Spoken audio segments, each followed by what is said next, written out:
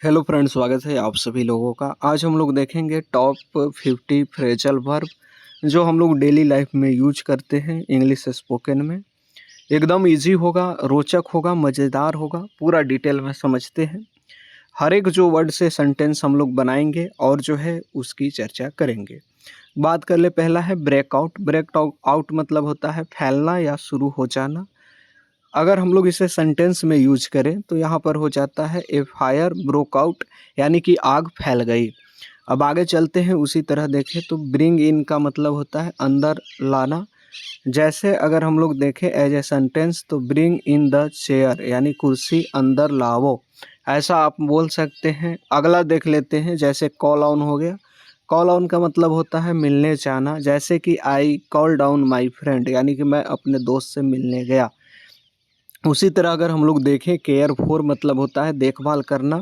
C care for her mother, यानी कि वह अपनी माता का देखभाल करती है।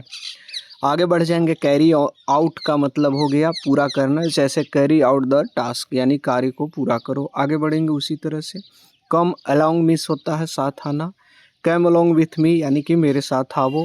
इस तरह से यूज कर सकते हैं। आगे बढ़ जाएंगे, कम बैक का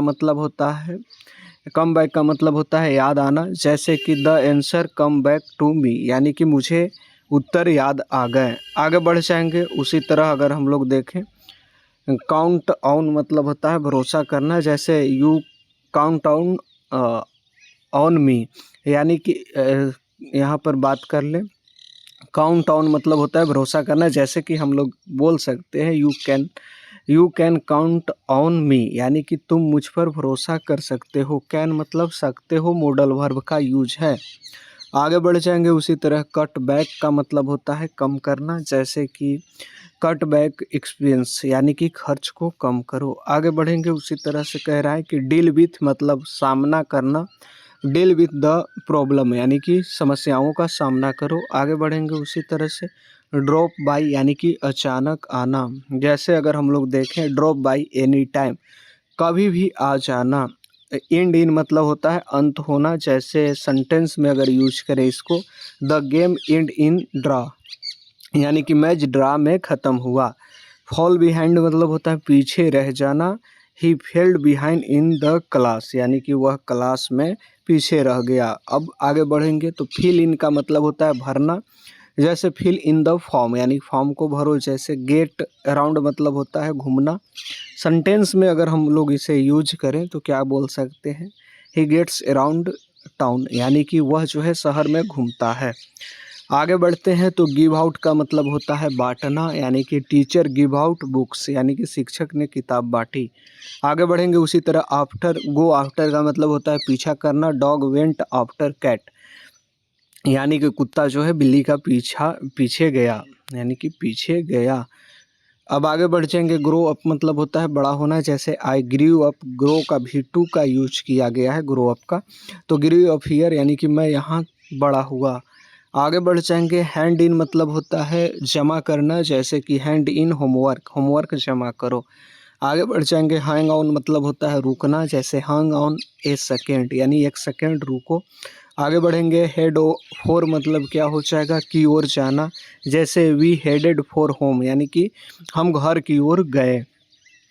आगे बढ़ जाएंगे, कीप अप मतलब होता है बनाए रखना। जैसे कीप अप पेशेंस, यानी कि अभ्यास जारी रखो। नॉकआउट मतलब होता है बेहोश करना। बात कर ले, ही नॉकआउट, यानी कि वह बेहोश हो गया। आगे बढ़ जाएंगे, नॉकआउट आप देख रहे होंगे आजकल गेम में भी नॉकआउट होते हैं।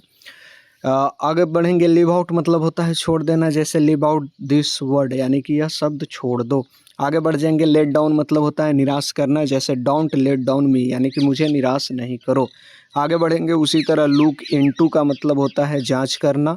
जैसे कि लुक इनटू द केस, यानी मामले की जांच करो। मूव इन मतलब होता है रहने आना। जैसे दे मूव इन एस्टरडे, यानी कि वह कल रहने आए।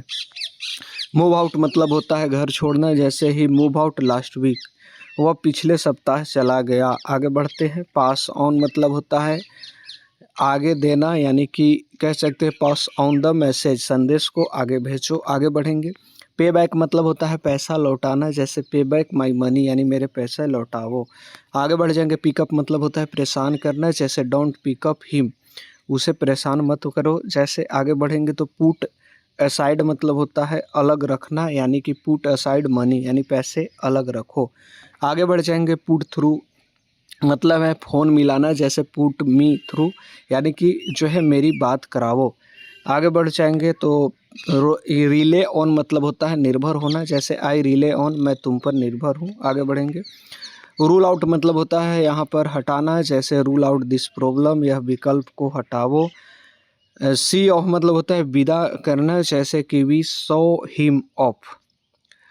सी का भी टू का यूज किया गया है, सो किया गया है, तो यानी कि यहाँ पर कह सकते हैं हमने उसे विदा किया। आगे बढ़िए।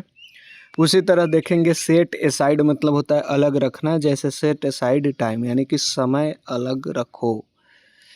आगे बढ़ जाएंगे। जैसे शो अप मतलब होता है पहुंचाना। बात करें ही सो, यहाँ पर शोड अप लेट यानी कि वह देरी से पहुंचा। पहुंचना हो जाएगा यहाँ पर। शो अप मतलब ध्यान रखना है, पहुंचना बोला गया था पहुंचाना। आगे बढ़ जाइए। सॉर्ट आउट मतलब होता है सुलझाना, जैसे कि सॉर्ट आउट द इशू यानी कि समस्या को सुलझाओ। उसी तरह अगर हम लोग देखें स्पीक अप मतलब ज़ोर से बोलो, जैसे स्पीक अप प्लीज़ यानी कि ज़ोर से बोलो। स्टैंड बाई मतलब समर्थन करना, आई स्टैंड बाई यू, मैं तुम्हारा समर्थन करता हूँ। स्टिक टू पालन करना, स्टिक टू पालन करना। स्टिक टू रूल्स यानी नियमों का पालन करो। टेक आफ्टर मतलब जैसा होना, यानी कि ही टेक्स आफ्टर हिज फादर यानी कि वो अपने पिता जैसा है। अब बात कर ले थिंक ओवर मतलब होता है विचार करना, जैसे थिंक ओवर इट, इस पर विचार करो। आगे बढ़ जाएंगे। ट्राई आउट मतलब होता है आजमाना, ट्राई आउट दिस पेन, यह पेन आजमाओ कैसा है। बात कर ले यहाँ पर यूजअप का मतलब होता है पूरा खर्च करना। बात करें यूज अप मिल्क यानी कि दूध खत्म कर दो। आगे बढ़ेंगे। उसी तरह वेकअप मतलब क्या चीज़ होगा, वेक अप टू, वेकअप मतलब तो जगना होता है, लेकिन साथ में टू लगा है, तो फ्रेजल वर्ब में इसका मतलब होता है समझना, समझना। वेकअप टू रियलिटी यानी सच्चाई समझो। आगे बढ़ेंगे। उसी तरह वॉकआउट मतलब होता है छोड़ कर जाना, जैसे ही वॉकआउट यानी कि वह चला गया। अब जो है बात कर ले। वियर आउट मतलब होता है घिस जाना। शूज वेयर वोर आउट, वेयर का भी टू का यूज किया गया है, तो जूते घिस गए। आगे बढ़ते हैं। विंड अप मतलब होता है समाप्त करना, जैसे विंड अप मीटिंग यानी बैठक को समाप्त करो। तो ये चीज़ें थी जो डेली लाइफ में आप स्पोकन में यूज करते हैं। बहुत ही ज़बरदस्त सेंटेंस थे। उम्मीद करते हैं चीज़ें आपको पसंद आई होगी। बहुत बहुत धन्यवाद।